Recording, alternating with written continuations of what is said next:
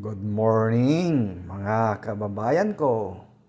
Eto, mag-aalmusal na tayo.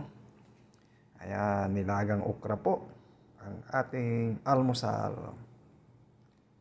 Ako po ay scrambled egg with chili and onion. Ayan. Si Mrs. Sakayan, tuyo. Si Mrs. ay omelette. Plain omelette and yan. Fried na bangus. Marinated na bangus.